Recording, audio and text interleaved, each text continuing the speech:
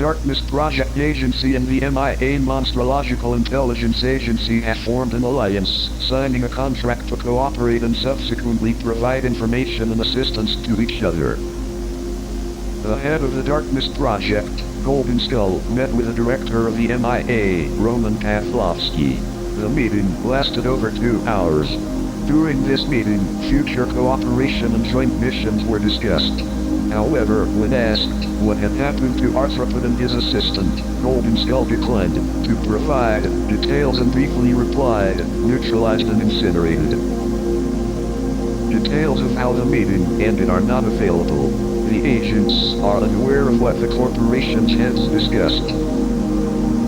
Most agents received the promised 2 months of vacation and the opportunity to work remotely. Agents X-070 and E-132 received additional assignments regarding the storage of data on Arthropod and his assistant. Golden Skull declined to erase any remaining records of him, including photographs, citing future needs.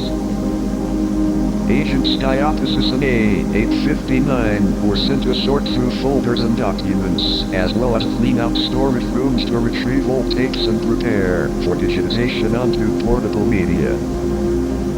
While sorting through the junk, Diophysis seized the tape labeled Confidential. The tape was hidden and left separately from the main batch for digitization. No other outlier tapes were found. A week later, Agent Faceless was hired as Agent Arthropod's replacement, with limited powers. Interviewer Robert Loudon, the chief journalist for Project Darkness, was present at the meeting with Golden Skull. Assignments would be given to the newly recruited agent later. Golden Skull did not give any specific or clear tasks to complete. Recordings made a year ago were selected and saved on external hard drives in case they were required to testify to investigators about new crimes. However, Golden Skull guarantees that nothing new, let alone dangerous, will be at risk for the corporation and its employees. The neutralization tape was hidden by Diophysis in his room in the corporation's office without informing Golden Skull or other employees.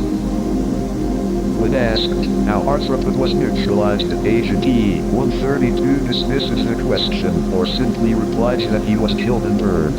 When asked where he is buried, if buried at all, Agent E-132 refuses to comment and refers such questions to his superiors.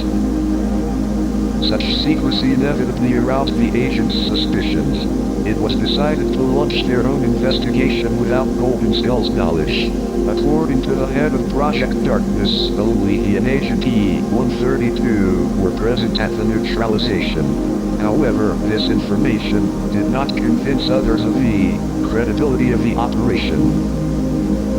Diophysis, having persuaded Robert Loudon, along with Agent A-859, retrieved the hidden tape and carried it to another room, specifically Robert's office. They hoped to uncover some new leads and ultimately discover the reason for Agent E-132 and Golden Skull's lackluster approach to the Arthropod case.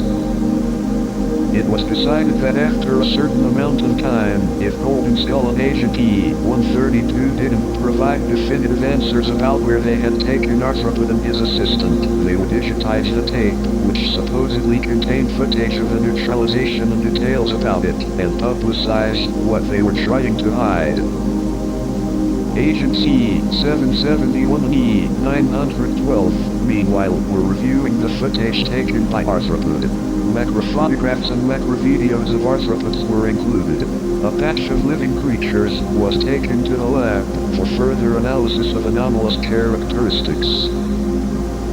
Meanwhile, MIA Corporation agents were busy recruiting creatures to continue their effective service. The brothers Ophaniel and Serial, Mimics, and Jack, the Herald of Darkness, were successfully recruited. Along with regular human agents, the recruits performed special duties, such as monitoring MIA targets such as Jeff the Killer, Rick, Slenderman, and Teddy the Killer.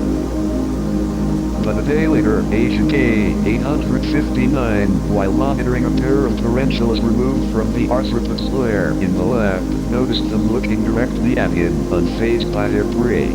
A few seconds later, with the agent's face within reach but behind glass, the South Russian tarantula leaped onto the glass, leaving light scratches and damaging its cephalothorax and a couple of limbs. Agent A, 859, stepped back from the terrarium, slightly surprised, and wrote down the incident in his notebook. The tarantula suddenly jumped onto the glass in an aggressive rage, trying to bite me, but ended up injuring itself.